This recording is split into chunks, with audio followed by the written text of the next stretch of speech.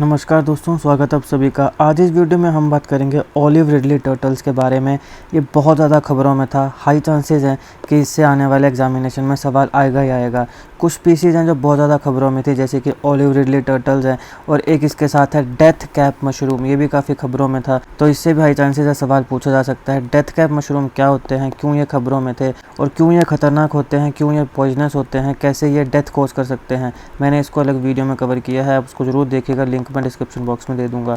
आज इस वीडियो में हम बात करेंगे ओलिव रिडले टर्टल्स के बारे में। बहुत ज़्यादा खबरों में था ये टॉपिक, न जाने कितने आर्टिकल जो हैं वो इसके ऊपर लिखे गए हैं। एक बार इस वीडियो को आप पूरा देख लीजिएगा, करंट अफेयर पर्सपेक्टिव से काफ़ी इंपॉर्टेंट है। एक क्वेश्चन इससे पक्का आएगा ही आएगा। चलिए शुरुआत करते हैं। देखिए दोस्तों, ओलिव रिडले टर्टल भारत में पाए जाने वाले जितने भी टर्टल्स हैं उनमें से स्मॉलेस्ट सी टर्टल्स होते हैं। ये हैं ओलिव रिडले टर्टल्स। ये आपको पैसिफिक ओशन, अटलांटिक ओशन और इंडियन ओशन में देखने को मिलेंगे।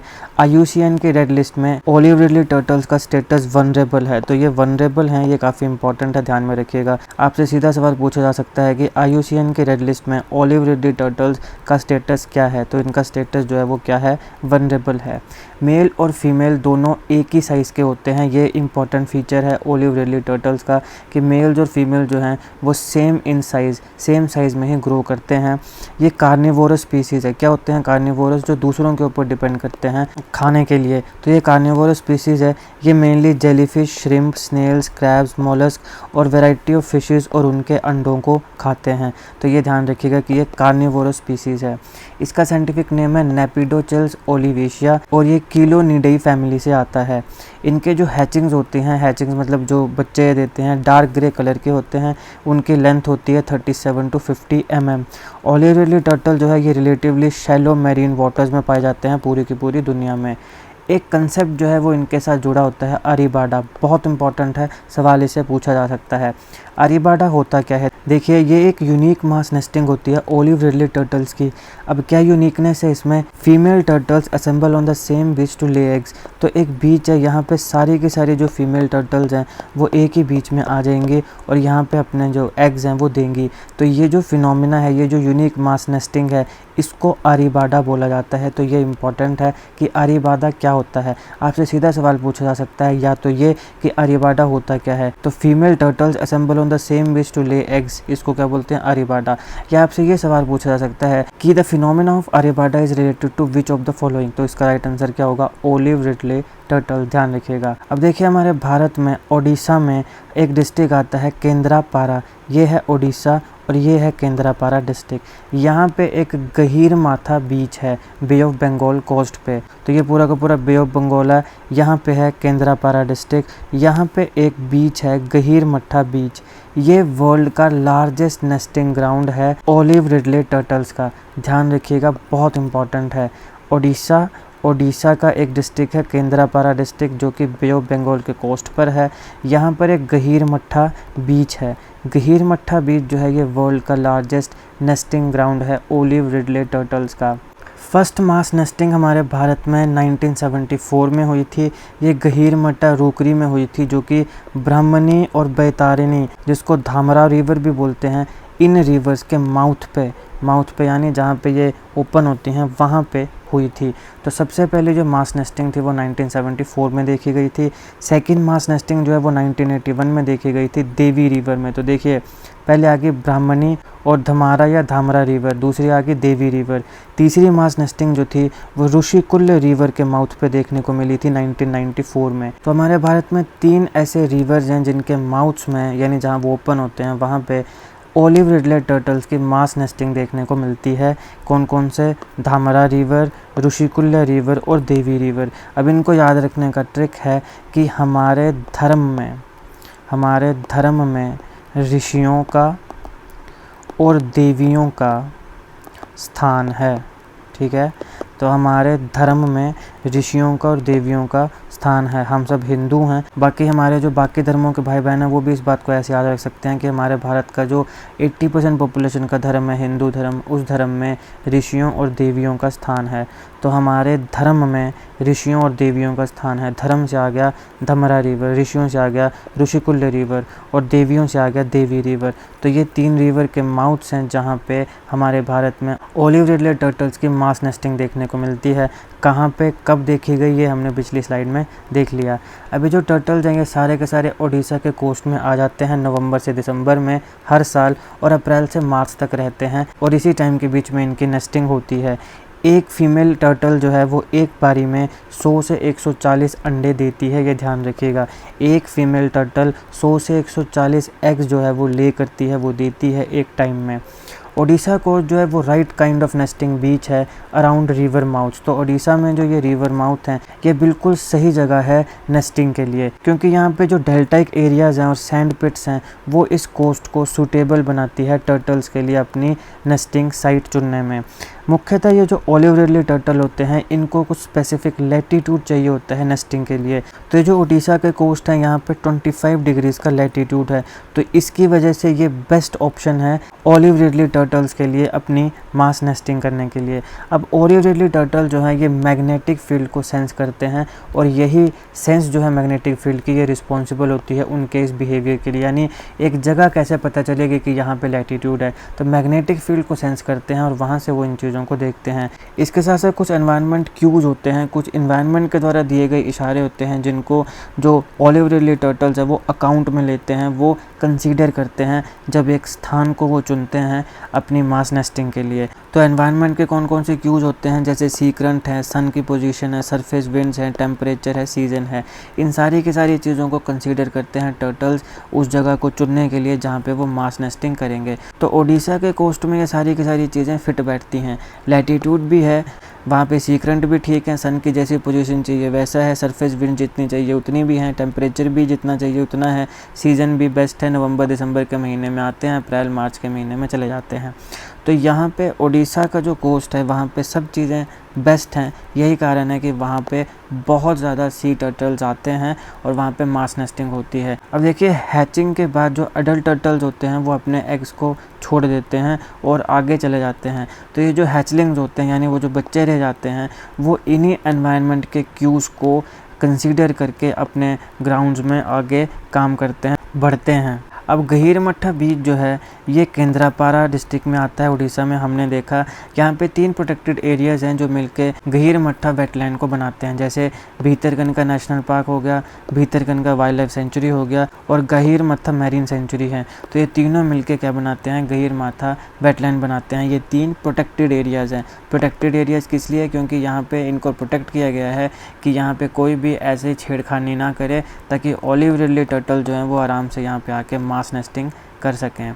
अब देखिए भीतरकनिका वाइल्ड लाइफ सेंचुरी से रिलेटेड एक और चीज़ आपने ध्यान में रखनी है। पहली तो ये कि ये ईस्चुलियर रीजन है ब्रह्मणी और बेतरानी रिवर्स का, जो north eastern part of Kendrapara district of Orissa में पड़ता है। उड़ीसा का केंद्रापारा डिस्ट्रिक्ट, इसका जो ये नॉर्थ ईस्टर्न रीजन है यहाँ पे पड़ता है भीतरकनिका वाइल्ड लाइफ सेंचुरी, जो कि ब्रह्मणी और बेतारानी की जो ईस्चुलियर रीजन है वहाँ पे लोकेटेड है।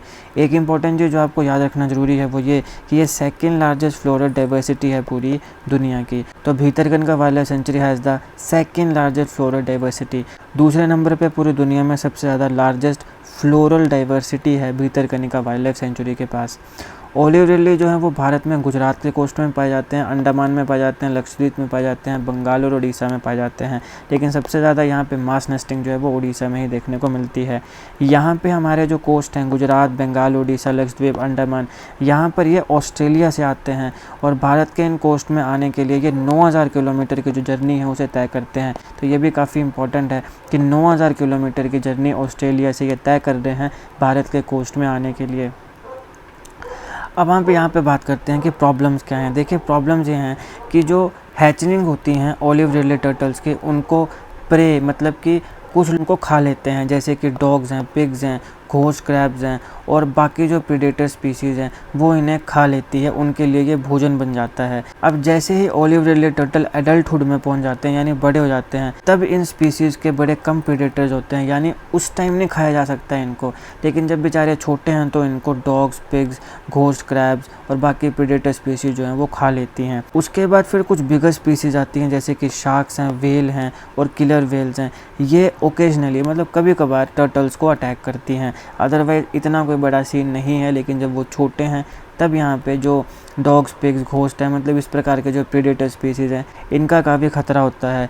जब ये सी में है तो ख़तरा शार्क का होगा, व्हेल्स का होगा और किलर व्हेल्स का होगा। लेकिन जब ये ग्राउंड में है, लैंड में है, तो जगुआर जो है ये ओनली कैट स्पीसीज़ है जो इतनी स्ट्रॉन्ग है कि ये सी टर्टल के जो शेल्स हैं उन्हें डिस्ट्रॉय कर दे। सी टर्टल्स के जो शेल्स होते हैं ये बड़े हार्ड होते हैं, बहुत ही पावरफुल होते हैं, लेकिन जगुआर जो है लैंड में, इसके पास वो एबिलिटी है कि सी टर्टल्स के शेल्स को ये डिस्ट्रॉय कर दे। और जब ये ओशियन या सीज में होंगे तब शार्क, व्हेल्स और किलर व्हेल्स के पास ये एबिलिटी है, लेकिन लैंड में jaguar only non cat species है जो इतना पावरफुल है कि सी टर्टल का जो शेल्स है उसे डिस्ट्रॉय कर सके। तो यहाँ पे इन चीज़ों से इनको ख़तरा होता है, लेकिन जब ये छोटे हैं तब तो इनको कुत्ते, सुअर ये सब भी खा लेते हैं। अब देखिए, ओडिशा की गवर्नमेंट ने कुछ चीज़ों को लिस्ट किया है जो कि थ्रेट है ओलिव रिडले टर्टल्स के लिए। सबसे पहला आता है लॉस और मॉडिफिकेशन ऑफ नेस्टिंग बीचेस। तो वो बीचेस जहाँ पे ये नेस्टिंग करते हैं उनकी या तो वो ख़त्म होते जा रहे हैं या फिर उनकी मॉडिफिकेशन हो रही है ड्यू टू कैसुरेना प्लांटेशन। तो ये होता है कैसुरेना, इस प्लांट की वहाँ पे प्लांटेशन की जा रही है, उगा दिया जा रहा है। तो इसकी वजह से जो बीच है जहाँ पे नेस्टिंग होनी थी वो मॉडिफाई हो गया, तो अब वहाँ पे जो ओलिव रिडले टर्टल है वो बेचारे नहीं आ पाएंगे। तो एक ये मुख्य कारण है, लॉस और modification of nesting beaches due to ये कैसुरेना प्लांटेशन।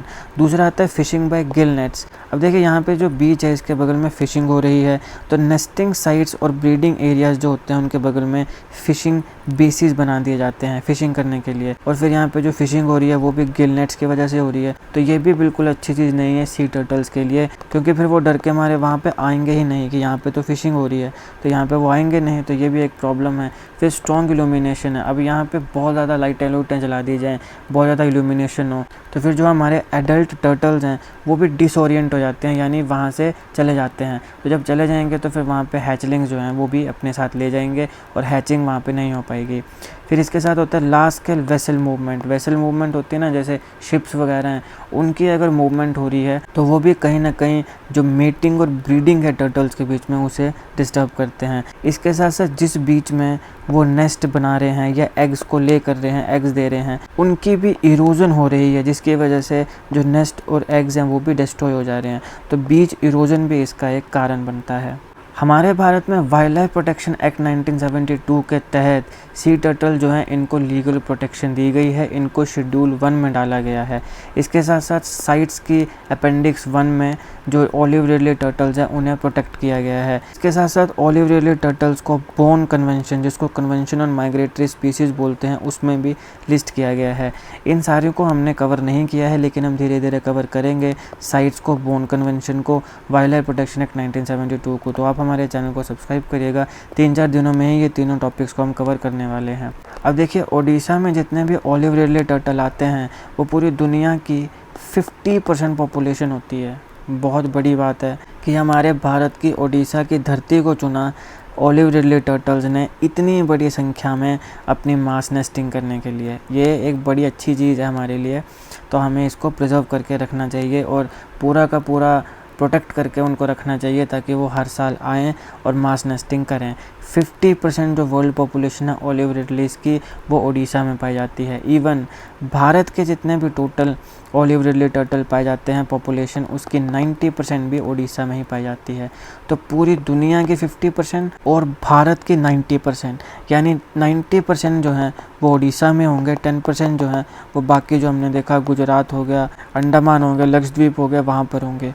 पूरी दुनिया की 50% ओडिशा में आएंगे, 50% दुनिया के बाकी हिस्सों में जाएंगे। तो ये भी बहुत ही बड़ी और बड़ी अच्छी चीज़ है हमारे भारत के लिए कि हमारे भारत की ओडिशा की धरती को चुना इतने ज़्यादा ओलिव रिडले टर्टल्स ने अपनी मास नेस्टिंग के लिए। तो ये आपने ध्यान रखना है कि पूरी दुनिया का 50% ओडिशा में आता है, 90% पूरे भारत का ओडिशा में आता है। अब देखिए, ओलिव रिडले टर्टल की नेस्टिंग, ब्रीडिंग और उनके एग्स को प्रोटेक्ट करने के लिए भीतरकनिका के आसपास जितना भी वाटर था उसे Gahirmatha marine wildlife sanctuary declare कर दिया गया था सितंबर 1997 में।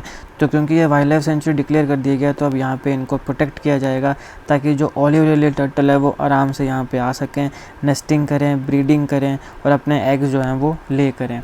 Odisha marine fishery regulation act, जिसको OMFRA भी बोलते हैं, 1982 और Odisha marine fishery regulation rules 1983 के तहत कोस्टल वाटर जो है देवी और ऋषिकुल्य का, उसे नॉन फिशिंग जोन डिक्लेयर कर दिया गया है, खासकर सी टर्टल ब्रीडिंग सीजन में। तो अब जितना भी देवी रिवर और ऋषिकुल्य रिवर का जो कोस्टल एरिया है उसे नो फिशिंग जोन डिक्लेयर कर दिया है, मतलब वहाँ पे अब फिशिंग नहीं होगी, खासकर उस सीज़न में जो सी टर्टल का ब्रीडिंग सीज़न होता है, जो मैंने पहले भी कहा नवंबर टू दिसंबर से लेके तो मार्च टू अप्रैल। तो इस सीज़न में यहाँ पे नो फिशिंग जोन है, मतलब यहाँ फिशिंग नहीं हो सकती है। तो देवी रिवर और ऋषिकुल्य रिवर का जो कोस्टल एरिया है वहाँ पे नो फिशिंग जोन है सी टर्टल के ब्रीडिंग सीजन में। इसे Odisha marine fisheries regulation act 1982 और Odisha marine fisheries regulation rules 1983 के तहत डिक्लेयर किया गया था। और ये अथॉरिटी इंडियन कोस्ट गार्ड की है कि ये जो एक्ट हैं इनको इन्फोर्स किया जाए, यानी कि ग्राउंड जीरो में जो एग्जीक्यूट करना है इन एक्ट्स को, वो एग्जीक्यूट करने का काम किसका है? इंडियन कोस्ट गार्ड का है। अब यहाँ पर एक डिवाइस आती है टेड्स, टर्टल एक्सक्लूडर डिवाइसेस। ये क्या होती हैं? देखिए ये होती हैं कि यहाँ पे आपको एक नेट दिख रहा है, लेकिन यहाँ पे टर्टल जो है ये इससे बाहर निकल पा रहा है। टर्टल एक्सक्लूडर, एक्सक्लूडर मतलब एक्सक्लूड करना, वहाँ पे उसको बाहर निकाला जाए। तो ये 2D नेट इंसर्ट होते हैं जहाँ पे लार्ज स्केप ओपनिंग होती है टर्टल्स के लिए। तो वहाँ पे ओपनिंग्स हैं, इन ओपनिंग से जो टर्टल है वो बाहर जा सकते हैं। ये कंपलसरी कर दिए गए हैं सारे के सारे ट्रॉलर्स के लिए जो भी श्रिम्प फिशिंग करने के लिए वहाँ पर आते हैं। तो जो भी फिशिंग करने के लिए वहाँ पर आएगा उसके लिए ये इम्पॉर्टेंट है कि ये टेड्स, टर्टल एक्सक्लूडर डिवाइसेस का यूज़ करें। ये इस प्रकार के डिवाइसेस होती हैं जहाँ पे ये 2D नेट इंसर्ट हैं, लार्ज स्केप ओपनिंग्स हैं टर्टल्स के लिए, कि इन केस अगर टर्टल यहाँ पे फंस भी जाता है तो यहाँ से वो बाहर निकल सके। तो ये एक जो हमने कंसर्न देखा, प्रॉब्लम देखा कि जो फिशिंग है वो एक प्रॉब्लम है, फिशिंग नेट्स का यूज़ करना एक प्रॉब्लम है, तो उसका सोल्यूशन जो है वो यहाँ निकाला गया है टर्टल एक्सक्लूडर डिवाइसेस का यूज़ करके। अब यहाँ पे ऑपरेशन ओलिविया भी एक बड़ा इंपॉर्टेंट है जिसको इंडियन कोस्ट गार्ड के द्वारा कैरीड आउट किया गया था ऑलिव रिडले टर्टल्स की पॉपुलेशन को प्रोटेक्ट करने के लिए during the month of December to May, जो इनका नेस्टिंग सीजन होता है। ऑपरेशन ओलिविया जो है ये एनुअली हर साल किया जाता है ऑलिव रिडले टर्टल के ब्रीडिंग हैबिटेट्स को, नेस्टिंग को और एग्स को प्रोटेक्ट करने के लिए। इस ऑपरेशन को दिसंबर 2020 में लॉन्च किया गया था। इस ऑपरेशन को पूरा करने के लिए इंडियन कोस्ट गार्ड और ओडिशा की स्टेट फॉरेस्ट डिपार्टमेंट कोलैबोरेट करती है। इन्हें इस कंजर्वेशन वेंचर के लिए 2 कोस्ट गार्ड वेसल्स दी गई हैं और कुछ एयरक्राफ्ट दिए गए हैं। अब देखिए जो कोस्ट गार्ड वेसल दी गई हैं ये इंश्योर करती है कि कोई भी फिशिंग वेसल जो है वो उस ब्रीडिंग साइट में एंटर ना करे जो धमारा रिवर और ऋषिकुल्य बीच में है। तो मैंने आपको कहा कि यहाँ पे नो फिशिंग जोन है और यहाँ पे वेसल्स भी नहीं आनी चाहिए, क्योंकि अगर वेसल आएंगी तो फिर वो वहाँ से भाग जाएंगे। तो इनको कोस्ट गार्ड वेसल्स दी गई हैं। जैसे मान लो कि ये बीच है तो ये वेसल्स कहीं यहाँ रुक जाएंगी, तो फिर बाहर की वेसल्स को नहीं आने देंगी। तो यहाँ पे ये इंश्योर करने के लिए इनके पास वेसल्स दी गई हैं कि कोई भी फिशिंग वेसल जो है वो अंदर ना आ पाए धमारा रिवर और ऋषिकुल्य रिवर के जो बीच हैं, क्योंकि वहाँ पे टर्टल्स जो अपनी ब्रीडिंग कर रहे हैं, मास नेस्टिंग कर रहे हैं। इसके साथ साथ वो सारी की सारी साइट्स जहाँ पे ऑलिव रिडले टर्टल्स मास नेस्टिंग करते हैं वहाँ पर ओडिशा के स्टेट गवर्नमेंट ने फ़िशिंग करने से कम्प्लीटली बैन कर दिया है। इंडियन कोस्ट गार्ड जो है वो अवेयरनेस प्रोग्राम भी चलाती है ताकि जो लोकल कम्युनिटीज़ हैं उनको अवेयर किया जा सके और उन्हें भी अपने साथ जोड़ा जा सके ऑलिव रिडले टर्टल्स की कंजर्वेशन के लिए। देवी रिवर, धमारा रिवर और ऋषिकुल्य रिवर के आसपास का जो 20 किलोमीटर का एरिया है वहाँ पे फ़िशिंग करने के ऊपर ओडिशा की गवर्नमेंट ने 1 नवंबर 2020 को प्रोहिबिट कर दिया था, यानी प्रतिबंध लगा दिया था। अब वहाँ पे फ़िशिंग नहीं की जा सकती है। अगर किसी भी व्यक्ति ने वहाँ पे फ़िशिंग करी तो उसको Odisha marine fishing regulation act 1982 और वाइल्ड लाइफ प्रोटेक्शन एक्ट 1972 के तहत चार्ज किया जाएगा और उसके ऊपर फिर उस हिसाब से केस चलेंगे। तो ये था दोस्तों ऑलिव रिडले टर्टल से रिलेटेड सारे इंपॉर्टेंट फैक्ट्स जितने भी आपके एग्जामिनेशन के लिए ज़रूरी हैं। मैंने कोशिश करी है हर एक चीज़ को कवर करने की। अगर आपको वीडियो अच्छी लगी हो तो लाइक करिएगा, शेयर करिएगा। Politics, economy, GK, geography, science, environment and ecology की तमाम वीडियोज़ को देखने के लिए एक बार हमारी प्लेलिस्ट को जरूर चेक करिएगा। मैंने काफ़ी जीके ट्रिक्स बनाए हैं जो आपके एग्जामिनेशन के लिए काफ़ी इंपॉर्टेंट हो सकते हैं। एक बार इस प्लेलिस्ट को जरूर चेक करिएगा। अगर आपको मेरे पढ़ाने में कोई कमी लगी हो तो मेरे को कमेंट बॉक्स में ज़रूर बताइएगा, मैं अपने आप को इम्प्रूव करने का प्रयास करूँगा। और जीके और करंट अफेयर के ऐसी वीडियोज़ को देखने के लिए हमारा चैनल सब्सक्राइब करिएगा। Thank you so much for watching.